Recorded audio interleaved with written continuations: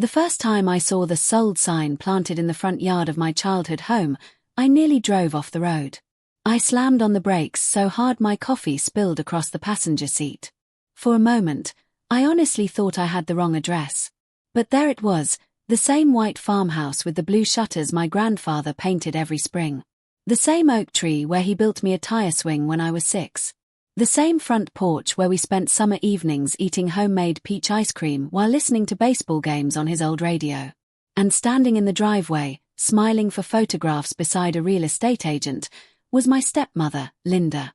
She laughed as the new buyers accepted the keys. She looked happier than I had ever seen her. Because she believed she had just sold the most valuable property in our family. What she didn't know was that legally, the house had never belonged to her.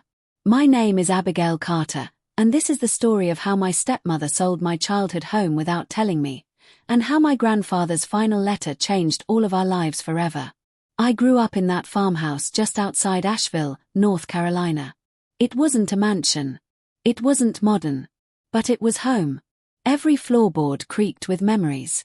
My grandfather, Henry Carter, built most of it with his own hands after returning from the military.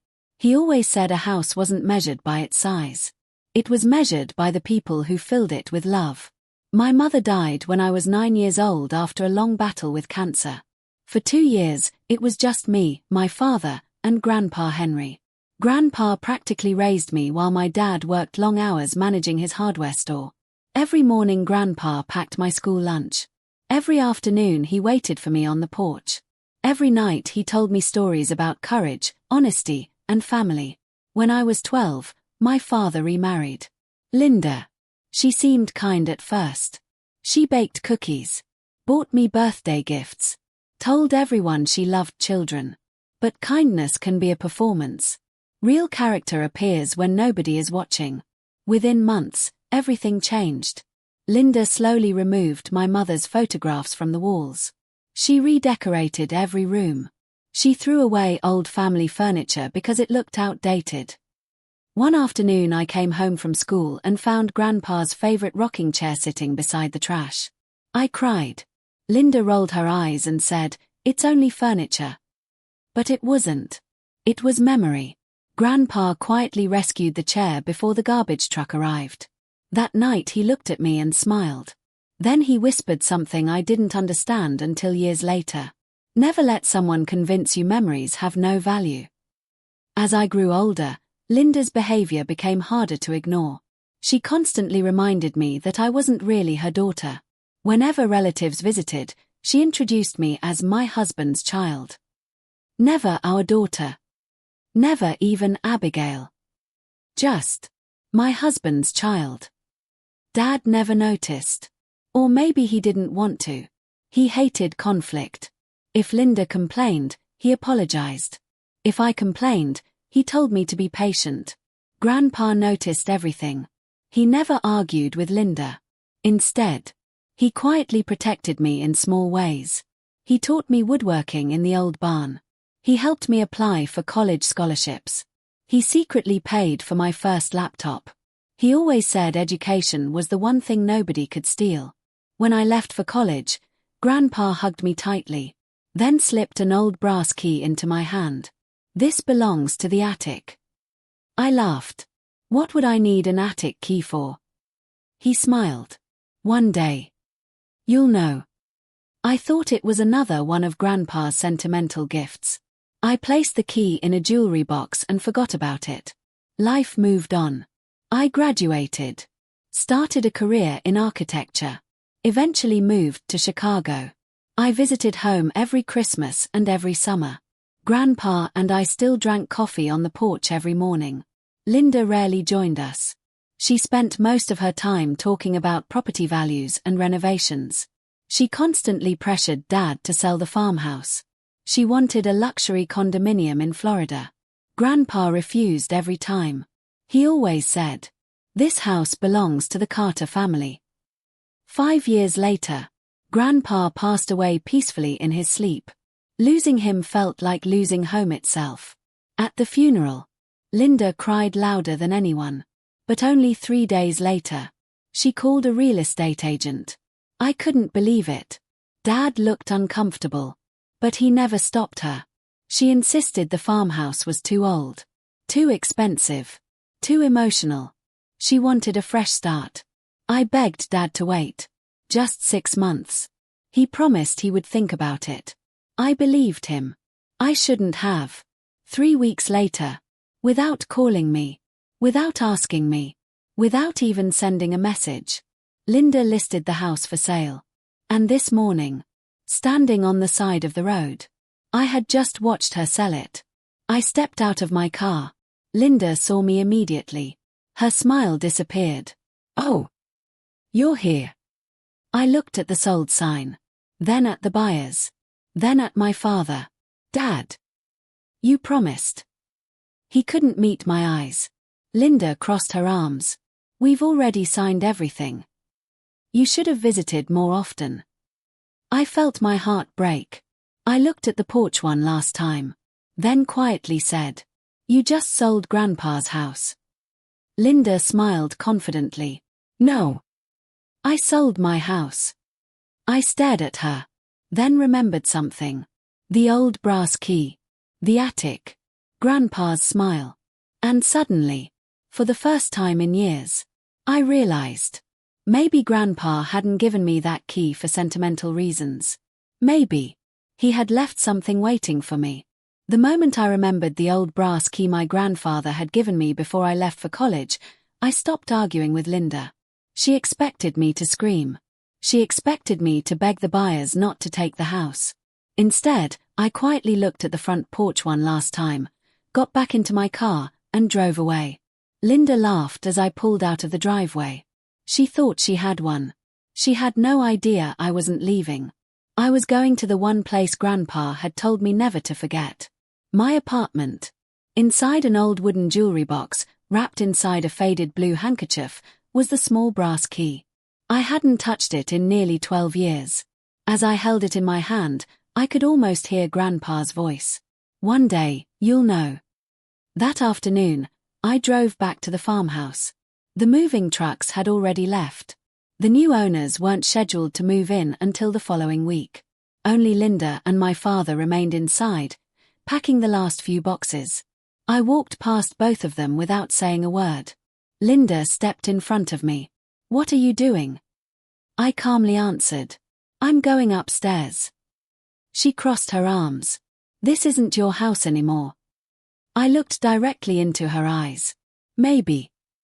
But the attic key still belongs to me." She laughed. "Take whatever old junk you want." I climbed the narrow wooden staircase exactly the way I had hundreds of times as a child. The attic smelled of cedar wood and dust. Nothing had changed. Old trunks. Grandpa's military uniform. Christmas decorations. Boxes filled with family photographs. Then I noticed something I had never seen before. A small wooden cabinet built into the far wall. No handle. Only an old brass keyhole. My heart started racing.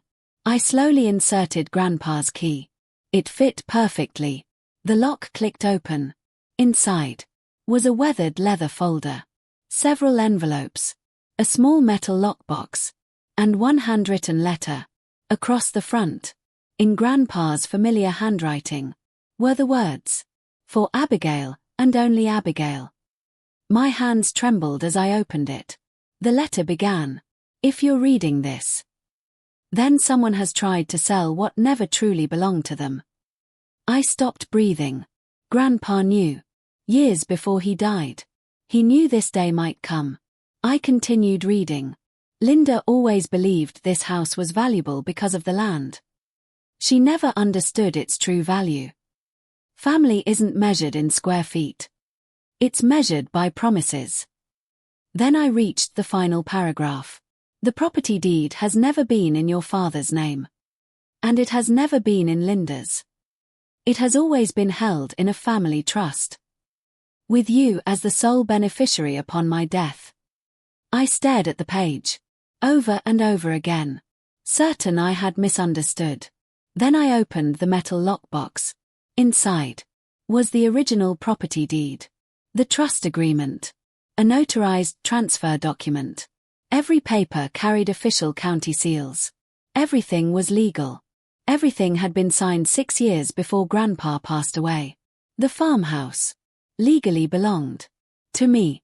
I immediately called Grandpa's attorney, Margaret Ellis.